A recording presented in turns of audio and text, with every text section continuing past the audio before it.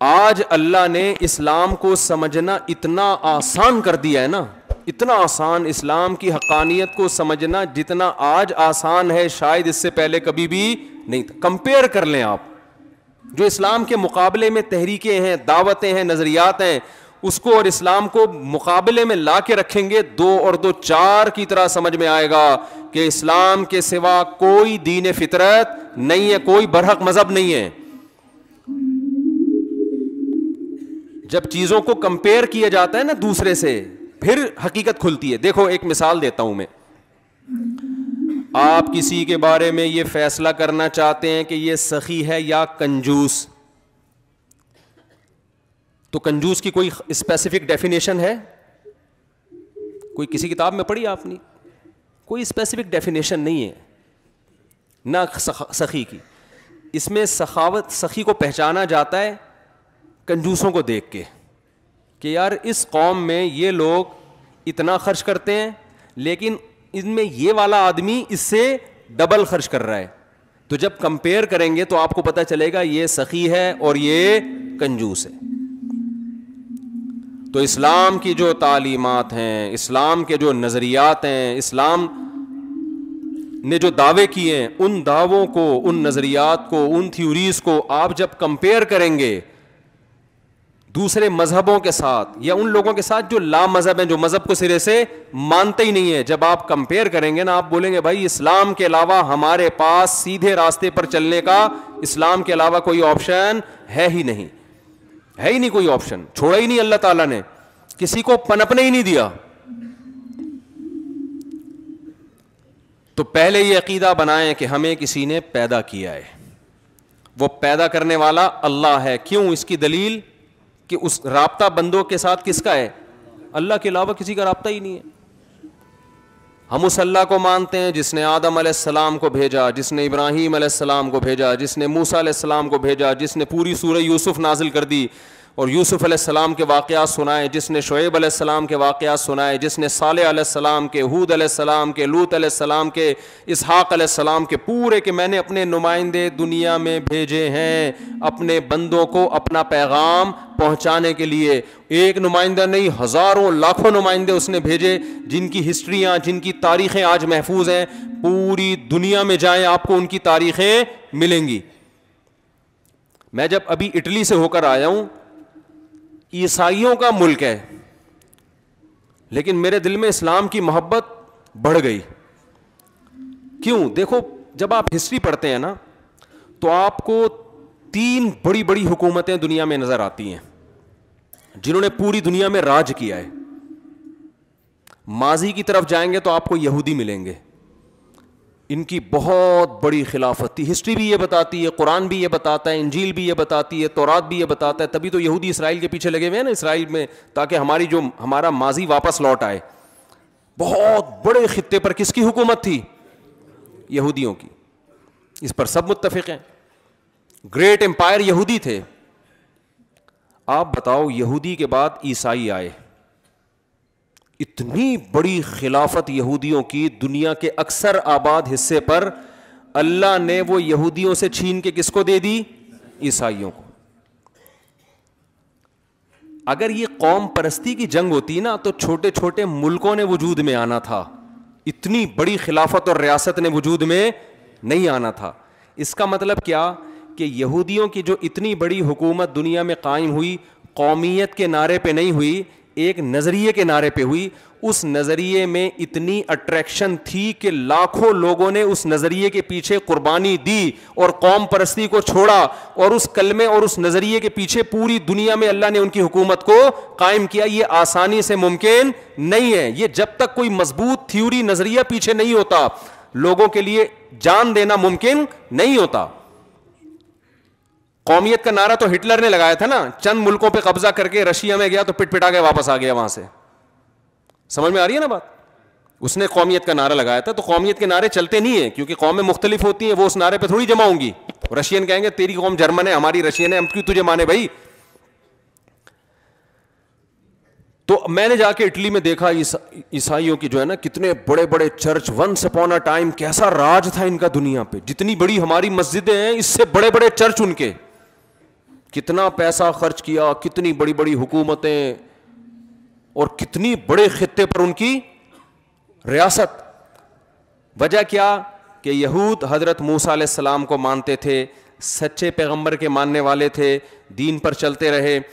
اللہ نے ان کے ذریعے پوری دنیا میں دین کو نافذ کیا. پھر دنیا میں عیسائیت آئی. عیسائی چونکہ حضرت عیسیٰ علیہ السلام سچے پیغمبر کو مانتے تھے, تھوڑے سے تھے, لیکن اللہ نے یہودیوں سے لڑوا کے ان کو, یہودیوں کی گریٹ امپائر, گریٹ حکومت کا خاتمہ کر کے خلافت کس کی قائم کر دی دنیا میں؟ عیسائیوں کی. عیسائیوں کے بعد اسلام آیا. اسلام جب آیا, مکہ میں ایک یتیم پیغمبر صلی اللہ علیہ وسلم جو نہ لکھنا جانتے نہ پڑھنا جانتے, کوئی یونیورسٹی نہیں مکہ میں, کوئی دینی کوئی تعلیم کا ذریعہ نہیں, لکھنے پڑھنے سے عاری لوگ, اور ادھر روم جو تھے ان کی اتنی بڑی خلافت تھی, وہ لکھنا بھی جانتے تھے, پڑھنا بھی جانتے تھے, مذہب کو فالو کرتے تھے. لیکن اللہ نے آخری نبی صلی اللہ علیہ وسلم کو بھیجا مکہ میں جہاں پانی نہیں ہے, ان کو قرآن ان پہ نازل ہوا, اور عرب کے وہ بدو جن پہ کوئی حکومت کرنا پسند نہیں کرتا کہ ان میں مینجمنٹ کے علاوہ سب کچھ ہے, ان کو جوڑا نہیں جا سکتا, جس کو قرآن نے بیان کیا لو انفقت ما فی الارض جمیعا, اے محمد صلی اللہ علیہ وسلم اگر پوری دنیا کی دولت بھی آپ ان پہ خرچ کر دیتے, ان کے دلوں کو آپ جوڑ نہیں سکتے تھے. ولکن اللہ الف بینہم, اللہ نے ان کے دلوں کو اس کلمے کی برکت سے جوڑ دیا ہے. تو کتنی زبردست قربانیاں انہوں نے دی ہیں, اور قوم پرستی کا کیسا خاتمہ کیا ہے. ہمارے نبی صلی اللہ علیہ وسلم کی جنگ سب سے پہلے عرب کے خلاف ہوئی ہے, حالانکہ آپ عربی تھے. غزوہ بدر ہوئی ہے نا پہلے, ادھر بھی عرب ادھر بھی عرب, اور پھر عرب میں آپ صلی اللہ علیہ وسلم کی جنگ قریشیوں کے خلاف ہوئی ہے جو آپ کا خاص قبیلہ تھا. پھر قریشیوں میں بنو ہاشم کے خلاف ہوئی ہے جو اس قبیلے در قبیلہ جو آپ کا خاص قبیلہ ہے. آپ اپنے چچا پھوپھی زاد بھائیوں سے آپ کی سب سے پہلے جنگ ہوئی ہے.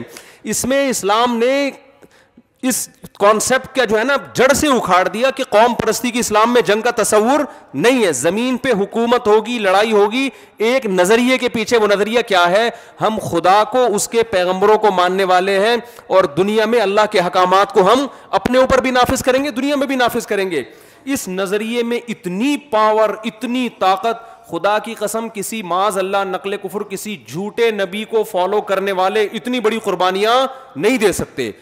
تھوڑے عرصے میں, انگریز لکھتے ہیں یہ بات کہ دنیا حیران ہے کہ اتنے تھوڑے سے عرصے میں, حضرت عمر کا جب دور حکومت آیا ہے 22 لاکھ مربع میل پر مسلمانوں کی حکومت قائم ہو چکی تھی. کتنے بڑے میں دنیا میں جہاں بھی گیا ہوں نا, جب ان کی ہسٹری پڑھی ہے پتہ چلا یہاں صحابہ کرام آ چکے تھے. دنیا میں آپ جہاں بھی جاؤ, ناروے جو ہے نا, ناروے جو بالکل دنیا کا آخری کنٹری ہے, اس کا بھی نارتھ جہاں سورج نکلتا ہی نہیں ہے, کبھی نکلتا ہے تو ڈوبتا نہیں ہے, وہاں ایک بورڈ لکھا ہوا ہے اینڈ آف دا ورلڈ. وہاں جانے کا پروگرام ہے انشاءاللہ. ابھی سردی تھی, فلائٹیں کینسل ہو رہی تھیں, ورنہ ہم چلے جاتے. وہاں بھی مسلمانوں کے سکے موجود ہیں. جب گئے نا وہاں لوگ, تو وہ جو عرب کے تجارتی سکے ہوتے ہیں نا, اب یہ نہیں پتا کہ وہاں مسلمانوں کی حکومت ہے یا عربوں سے تجارتی لین دین. کوئی دنیا کا کونا ایسا نہیں ہے جہاں اسلام نہ پہنچا ہو. او بھائی اونٹوں پہ کیسے اتنے لمبے لمبے سفر کیے, یہ تو بڑی, روم کی تو بڑی طاقتیں تھیں.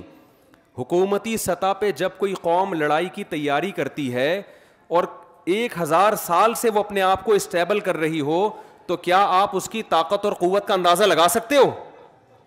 ادھر عرب کے بدو ہیں جن میں سائنس کے علاوہ سب کچھ ہے ان کے پاس, کوئی سائنسدان نہیں تھا ان کے پاس. تو آپ مجھے ایک بات, یہ خوشبو کس نے اتنی تیز لگا دی ہے یار؟ یہ اچھی بلی چل رہی تھی دھوئیں والی اود کی, سائنس نہیں ہے نا, مسئلہ سارا یہی. تو آپ مجھے ایک بات بتاؤ, یہ ایک معجزہ ہے یا نہیں ہے کہ پہلے یہودیوں کی اتنی بڑی حکومت وہ کیسے قائم ہو گئی بھائی؟ پھر یہودیوں کے بعد عیسائیوں کی اتنی بڑی حکومت وہ کیسے قائم ہو گئی؟ پھر عیسائیوں کے بعد کس نے حکومت کی ہے دنیا پہ؟ مسلمانوں نے راج کیا. آپ افغانستان میں کابل جاؤ, حضرت عثمان رضی اللہ تعالیٰ عنہ کے دور میں کابل فتح ہو گیا تھا. آذربائیجان جاؤ, میں گیا ہوں نا آذربائیجان, ازبکستان گیا ہوں, ازبکستان, آپ وہاں کی ہسٹری پڑھو, حضرت عثمان کے دور میں یہاں پر مسلمان فوجیں داخل ہو چکی تھیں. حضرت حذیفہ بن یمان رضی اللہ تعالی عنہ نے آذربائیجان سے, بخاری یا مسلم کی روایت ہے, آذربائیجان سے حضرت عثمان کو خط لکھا آذربائیجان سے کہ قرآن کا ایک نسخہ متعین کریں. لوگ مختلف قراتوں مختلف نسخوں کی وجہ سے کنفیوژن کا شکار ہو رہے ہیں. آذربائیجان یا پوری دنیا میں تمام لوگوں کو ایک قرآن ایک مصحف مرتب کر کے دے. حضرت عثمان نے فوراً مشاورتی کونسل بلائی اور اس پر کام شروع کر دیا. تو یہ خط کہاں سے گیا تھا حضرت عثمان کے پاس؟ آذربائیجان کہاں ہے؟ حضرت عثمان کدھر تھے؟ ترکی میں آپ جاؤ, کتنا دور ہے ترکی بھائی عرب سے. آپ کو وہ جو دیوار ہے نا جو 1000 سال سے کوئی گرا نہیں سکا تھا, اس دیوار کے قریب حضرت ابو ایوب انصاری رضی اللہ تعالیٰ عنہ کی قبر نظر آئے گی. آپ نہیں آ رہا سمجھ؟ میرا خیال ہے نہیں آ رہا. کسی ایسے نعرے کے پیچھے نا جس نعرے میں دم نہ ہو, جس نعرے میں دم نہ ہو, جس نظریے میں دم نہ ہو, اس نظریے کی بیس پر اتنا بڑا انقلاب دنیا میں کبھی بھی نہیں آتا. پہلے بنو امیہ کی خلافت, خلفائے راشدین کی خلافت قائم ہوئی, پھر بنو امیہ کی خلافت میں اور اسلام دنیا میں پھیلا ہے. محمد بن قاسم آپ کیا سمجھتے ہو کس دور کا آدمی تھا جب وہ سندھ فتح کیا ہے؟ ملتان تک آ گیا تھا وہ. یعنی آپ اس نقشہ دیکھو نا, اس زمانے میں 1 صدی ہجری کی بات کر رہا ہوں میں. دنیا میں چاروں طرف آپ نظر دوڑاؤ گے مسلمان فاتحین داخل ہو رہے تھے. دیبل کے راستے سندھ میں محمد بن قاسم آیا. محمد بن قاسم کا شمار تابعین میں ہوتا ہے جس نے صحابہ کی زیارت کی تھی. 17 سال کی عمر میں محمد بن قاسم لشکر کو لے کے چلا ہے. 17 سال کی عمر میں سوچو میپ کیسے پڑھا ہوگا کہ دیبل کدھر ہے, سندھ کدھر ہے, راجہ داہر پہ کیسے حملہ کرنا ہے. راجہ داہر اور اس جیسے کمانڈر کی تو صدیوں سے وہاں حکومت تھی. کون سی ٹیکنالوجی ان کے پاس آئی, کون سا میپ انہوں نے استعمال کیا کہ اس راستے سے ہم سفر کرتے کرتے سمندر پہ اتریں گے, سمندر کے راستے دیبل میں داخل ہو کے راجہ داہر کی فوجوں سے ہم لڑیں گے, لڑنے کے بعد فتح ہوگی تو سندھ سے آگے فتح کرتے کرتے ملتان شریف جا کے پہنچیں گے ہم. ملتان میں جب راجہ یہ محمد بن قاسم پہنچا تو پھر خلافت تبدیل ہو گئی تھی, بغاوت ہوئی تھی تو کمانڈر چینج ہو گیا, اس نے بلا لیا محمد بن قاسم کو. تو آپ مجھے بتاؤ یہ پٹھان مہاجر پنجابی کے نعرے کی بیس پر یہ سب کچھ ہو سکتا ہے؟ اگر محمد بن قاسم کہتا ہے میں عربی ہوں اور بنو امیہ کا ہوں تو بنو امیہ کی خلافت میں نے قائم کرنی ہے, تو امیہ خاندان کے چند لوگ اس کے ساتھ ہو جاتے, باقی سارے کیا کر جاتے؟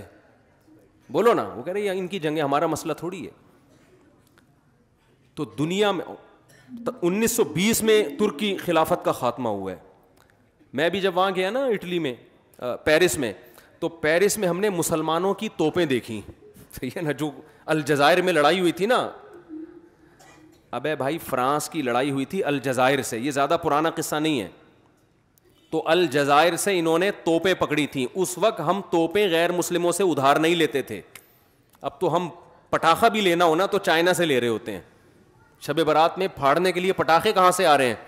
وہ پٹاخہ بھی شب برات میں ہم خود نہیں بنا رہے. یہ تو اب زوال ہے نا, یہ 100 سال پہلے نہیں تھا. توپیں ہماری اپنی تھیں, بم ہمارے اپنے تھے, سائنسدان ہمارے اپنے تھے. اللہ نے ایسا عروج دیا مسلمانوں کو کہ سائنٹسٹ بھی ہمارے. انگریزوں نے اپنی کتابوں میں یہ بات لکھی ہے کہ 400 سال تک ہمارے سائنسدانوں کی کتابیں گوروں کی یونیورسٹیوں میں پڑھائی گئی ہیں. 400 سال تک, 2-4 دن کی بات نہیں ہے. ہماری یونیورسٹیوں میں گورے پڑھنے کے لیے آیا کرتے تھے, ہماری یونیورسٹی میں پڑھنے کے لیے آیا کرتے تھے. سلطان محمد فاتح نے جب استنبول فتح کیا نا, قسطنطینیہ جو استنبول ہے ترکی کا, کیونکہ یہاں یہ دو حکومتیں تھیں نا عیسائیوں کی, 2 فرقوں میں بڑے فرقے 2 تھے, آرتھوڈاکس اور ایک کیتھولک. تو کیتھولک کی جو خلافت تھی وہ اٹلی میں تھی, اور یہ جو تھے آرتھوڈاکس جو تھے ان کی خلافت تھی یہاں ترکی میں. تو دونوں ان کے گریٹ امپائر سمجھے جاتے تھے. یہ نبی صلی اللہ علیہ وسلم نے فرمایا, کتنا بڑا ویژن نبی صلی اللہ علیہ وسلم کا. مکہ میں پیدا ہوئے ہیں جہاں کھانے پینے کا انتظام نہیں ہے. غربت کا یہ عالم ہے کہ عرب اپنے بچوں کو غربت کے خوف سے قتل کر دیا کرتے تھے کہ کھلائیں گے کہاں سے ہم ان کو. لکھنے پڑھنے کا رواج آپ کو بولنا پڑے گا نہیں ہے, نہ لکھنا جانتے نہ پڑھنا جانتے. تجارتیں بھی باہر سے ہو رہی ہیں تو کھانے کو ملتا تھا, شام وام سفر کرنے جاتے تھے تو کچھ آ جاتا تھا گھر میں راشن. فاقوں والی زندگی. او مسکینا ذا متربہ, قرآن جن غریبوں کا ذکر کرتا ہے نا مکہ کے, جن کو کھلانے کی ترغیب دے رہا ہے, میں جب یہ آیتیں پڑھتا ہوں ہم کہتے ہیں اس قسم کے غریب آج کل مارکیٹ میں کیا ہیں, شارٹ ہیں. اللہ کہتے ہیں اس مسکین کو کھلاؤ ذا متربہ, جس کو بھوک نے اس کے پیٹ کو مٹی سے ملا دیا ہو. آج کوئی فقیر مانگنے کے لیے آتا ہے, توند نکلی ہوئی ہوتی ہے اس کی, توند نکلی ہوئی ہوتی ہے, آپ اس کو دال چاول کھلاؤ کھائے گا ہی نہیں. وہ فقیروں کے اسٹائل چینج ہو گئے ہیں. اور یورپ کے ہم نے فقیر دیکھے, وہ تو ایسے آدمی کا دل کرتا ہے بھائی تو کھڑا ہو جا ہمیں یہاں بٹھا دے.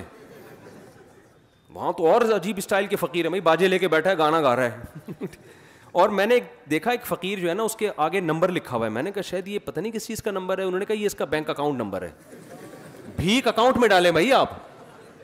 ہم نے کہا یار ان کا اسٹائل ہی چینج ہے. وہ غریب آدمی آیا نا, ایک کسی نے کہا کہ یار وہ کل آنا, اس نے کہا ایک 5 روپے دے دو, اس نے کہا کل آنا. اس نے کہا اس کل کے چکر میں نا اس علاقے میں لاکھوں روپے میرا پھنسا ہوا ہے, یہاں پہ کل کے چکر میں اس علاقے میں میرا لاکھوں روپے پھنسا ہوا ہے. مس کالیں بھی چل رہی ہیں. غریب آیا, کہنے لگا کہ خاتون سے کچھ کھانا وانا ہے, اس نے کبھی تیار نہیں ہوا. کہہ رہا ٹھیک ہے جب تیار ہو جائے مس کال دے دیے گا آپ. تو یہ غریبوں کے اسٹائل چل رہے ہیں. عرب کے غریب واقعی غریب تھے, آج بھی ایسے غریب بھی ہیں, میں یہ نہیں کہہ رہا, لیکن میجورٹی جو ہمیں نظر آ رہی ہے نا وہ اس ٹائپ کے نہیں ہیں, وہ گھننے بنے ہوئے ہوتے ہیں. تو اتنی غربت, جب اتنی غربت ہوتی ہے تو انسان کے بڑے بڑے ویژن ہو سکتے ہیں, بولو نا. کوئی بڑا سوچتا ہے, وہ غریب آدمی کیا سوچے گا یار میرا پیٹ بھر جائے, مجھے کہیں سے. بہت ہی غربت ہوگی تو چپل چرانے کی سوچے گا, یار بس مسجد کے چپل چراؤں, کوئی انتظام ہو جائے میرے لیے. اتنی غربت والے ماحول میں محمد صلی اللہ علیہ وسلم پیدا ہو رہے ہیں. ایسی قوموں کی آپس میں جنگیں تہذیب نہیں ہے, جنگیں ایسی کہ ان پر کوئی حکومت کرنا پسند, بڑی بڑی حکومتیں تھیں اڑوس پڑوس میں, عیسائیوں کی یہودیوں کی, لیکن یہاں کوئی نہیں آنا چاہتا تھا. یار یہ قحط زدہ علاقہ ہے, ریگستان ہے, گھاس کا تنکا اگتا نہیں. آپ کبھی جہاز میں سفر کریں مکہ تو دیکھیں نیچے ریگستان ہی ریگستان. یار ادھر کیا کرنا ہے ہم نے حکومت کر کے, ملے گا کیا یہاں سے. یہ تو تیل اب دریافت ہوا ہے نا, اس وقت تھوڑی دریافت ہوا تھا. لیکن محمد صلی اللہ علیہ وسلم جو یتیم ہیں, آپ کی پیدائش سے پہلے آپ کے والد کا انتقال ہو گیا, 6 سال کی عمر میں والدہ کا انتقال ہو گیا. ویژن کیا ہے, ویژن آپ خوشخبری سنا رہے ہیں کہ میری امت کا وہ گروہ جو استنبول پہ حملہ کرے گا, نعم الجیش جیش یغزو القسطنطینیہ, کیا بہترین لشکر ہوگا جو قسطنطینیہ فتح کرے گا.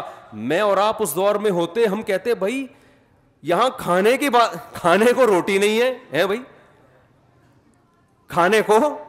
جیسے وہ ایک عورت نے اپنے میاں سے بولا کہ میں نے سوچا ہے کہ ہم سوئٹزرلینڈ چلتے ہیں گھومنے پھرنے کے لیے, تو آپ بتائیے خرچہ کتنا ہوگا. اس نے کہا کچھ بھی خرچہ نہیں ہوگا.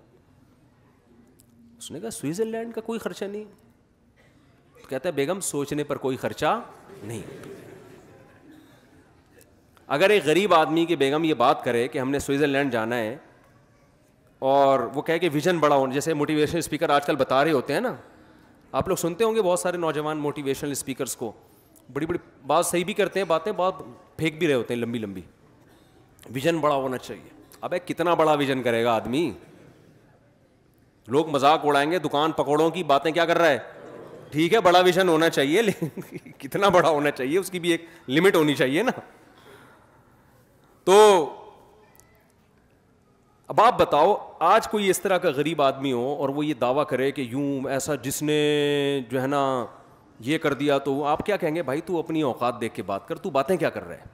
لیکن محمد صلی اللہ علیہ وسلم نے جب فرمایا کہ بہترین لشکر وہ ہے جو قسطنطینیہ پہ, وہ بھائی عیسائیوں کی ایسی ریاست ہے یار جو 1000 سال تک کوئی اس کو فتح نہیں کر سکا. اتنی موٹی دیوار جس پر گاڑیاں چلتی ہیں, چلتی تھیں بھی اب بھی ہیں, اور چاروں طرف انہوں نے اس کا حصار کھینچا ہوا ہے. دنیا میں کوئی اس دیوار کو کراس نہیں کر سکتا. ایسی توپ اب تک ایجاد نہیں ہو جس دیوار میں دراڑ مار دے. کتنا, اور اس وقت تو ایسی توپیں تھی بھی نہیں, لیکن آپ صلی اللہ علیہ وسلم خوشخبری سنا رہے ہیں سب سے بہترین لشکر, نعم الامیر امیرھا, اس کا کمانڈر کتنا اچھا ہوگا جو قسطنطینیہ پہ کو فتح کرے گا.